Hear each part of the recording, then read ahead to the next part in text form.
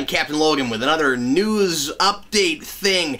Yeah, I've been doing some of these lately. People keep asking me what I think about things, so I thought I'd post videos about them. Hope nobody minds.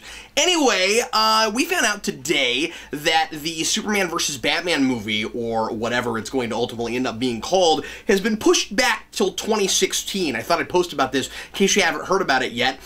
This could be great news, or this could be not so great news. Sort of like the entire project itself. I'm hearing a lot of people complaining about this, saying that this is just more nails in the coffin, showing that DC and Warner's have no idea what they're doing, and that this probably means that they're in panic mode, that they don't know what kind of story they want to tell, that they maybe don't even know if this is going to be a Batman-Superman movie or if this is actually going to be a straight-up Justice League movie. There was a rumor going around just the other day that seemed like potentially an actually confirmed thing, that the thing was actually going to be called Justice League. We don't know that for sure yet, and at this point I think that's going to be up in the air for a while, considering that they're still now in a script writing process. I am of two minds about this, and dare I go against the grain a little bit and say that this could be a really, really good thing.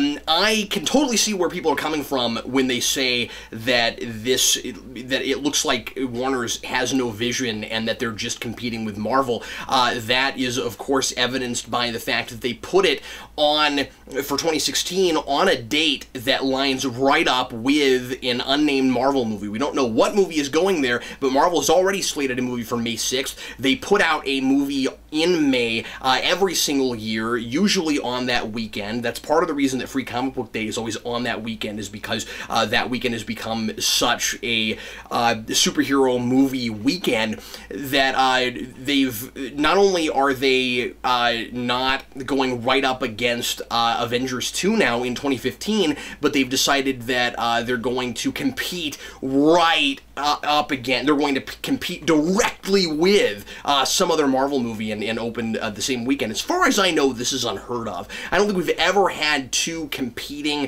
superhero movies opening the exact same weekend. If anybody can think of an example, let me know. Certainly not a big DC property up against a big Marvel property. I mean, I don't know how big that Marvel property is going to be, but probably, you know, it's Marvel Studios, so big enough that we can expect that whatever it is will probably do decent numbers. Let's see what Guardians of the Galaxy does, certainly. But anyway, so I get why people are thinking that's kind of a strange thing, and it seems like I said, I'm really of two minds about this, because it seems like what they're doing, and this is sheer speculation on my part, but it seems like what they're doing is they're saying, okay, we're not going to put our huge Batman-Superman movie that we know is going to do giant guns, really no matter what we put out, this being such an unprecedented thing that so many fans have wanted for so long, we're gonna, since we're not putting this out against Avengers 2, we don't want to look like pansies, and so the next year we've got to put it right up against a Marvel thing, showing that we are willing to compete with them and that we're not doing this because we're cowards. I really think that's probably the reason they're doing it. The reason I say that this could be a really good thing, though, is because of who they got to rewrite it. So we've got Goyer. He's written the first script. And we've got Chris Terrio doing the rewrite, who wrote Argo, and that's his big claim to fame so far, but Argo was hugely successful, heralded as a fantastic film, and importantly was directed by Ben Affleck. This could be a really good thing, for a couple reasons.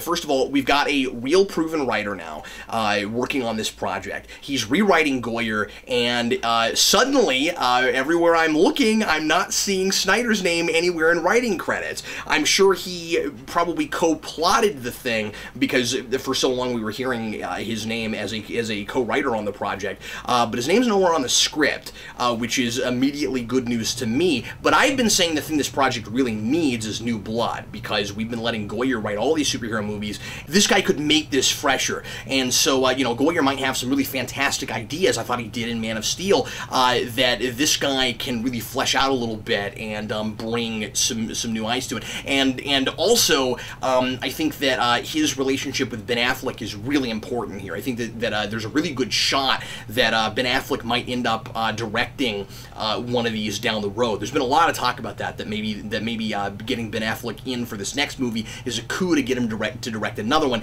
Now that we've got the writer that worked with him in Argo, I would be actually kind of surprised at this point if that weren't the case. So, and then the other reason I say this could be a really good thing is they're now taking a little bit more time with it.